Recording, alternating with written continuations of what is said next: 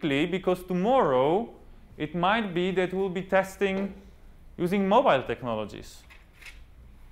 Linear tests, completely impractical here, and pen and paper.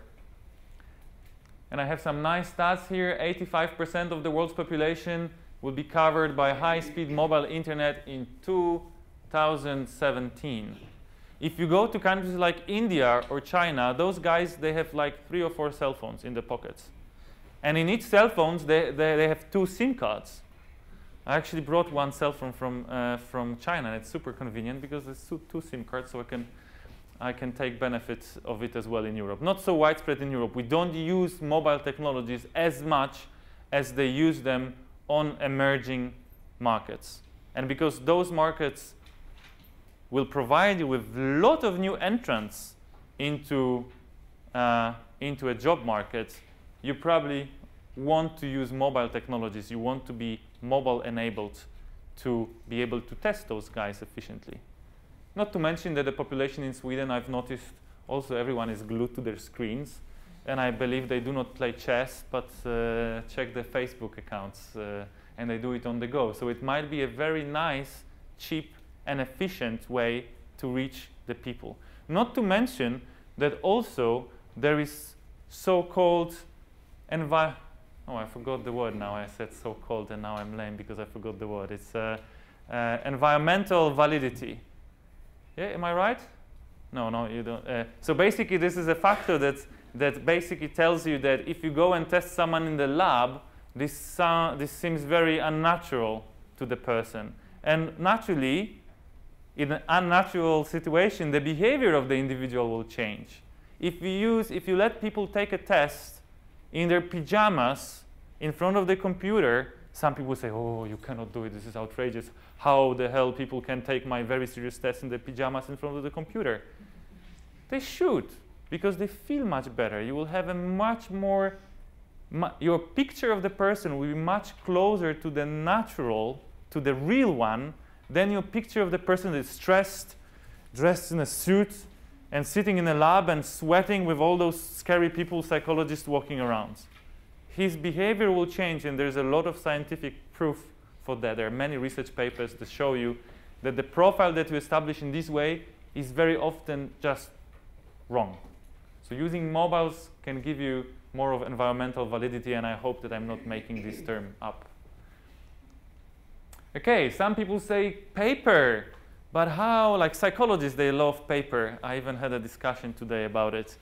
And they do, and the testing companies will say, no, but you know, Raven matrices were on pen and paper for so many years, and like our customers would never accept this shiny computer. How can you take it to like patient's bed in the hospital?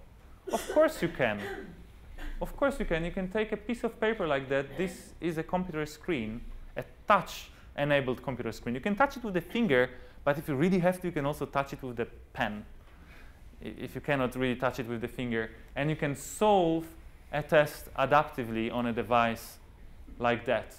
Not to mention 3 months battery life, global internet access for free, amazing testing device. Actually, we built some tests for Kindle at the moment, and people just love them because it looks like paper, feels like paper, and the battery lasts for 3 months. And you can take the adaptive online test in any country in the world because just internet works everywhere. And you don't have to pay $1 for connection. Okay, but maybe tomorrow we'll switch to testing that looks much more like that. I wanted to put my picture here with the similar device, but I don't look as handsome as this guy. But those devices were kind of a story of the future 2 or 3 years ago. Now I came back from Beijing. I was at one of the 30 universities in Beijing. It's a huge educational market. There was a psychology department here, and there were like stacks of boxes in the corridor. And I'm a very nosy person. I like to look into things like that. And I was walking on this corridor. I was teaching, and I just opened one of the boxes. And the boxes was fully packed with the devices like that. They're produced in China, and apparently they are not very expensive. They cost a few dozens dollars for a device like that that connects by the USB to the computer and provides you with a very nice imaging what's happening in the brain. So we're not yet there. We don't yet know how to predict your future behavior, how to assess your intelligence, how to assess your personality using devices like that. But we are getting there, and we'll be there pretty soon. Good news, if you have an adaptive test, if you made your company computerized adaptive testing enabled, switching from this to this is very simple, right? Instead of asking a question, I can show something on a screen and say, now think about it while you're wearing this scary helmet, right? And the kind of a scoring mechanism, model behind it, IRT technology, it will all work. It's not a huge change. You can also mix the approaches. If you use pen and paper, simple approach, or just a straightforward pen and paper copy on the computer, to change to this approach will be a huge revolution. You will spend a lot of time and will have to pay a lot of money to catch up. But maybe, this is my next slide, and this is my next slide story, and this is also actually a lot of my research. Maybe in the future you would not actually have to ask any questions or kind of show something on a screen and scan your brain. Maybe you could just use those friendly machines here to look at how people behave in the real everyday lives to try to figure who they are, what qualifications they have, and how they're going to perform.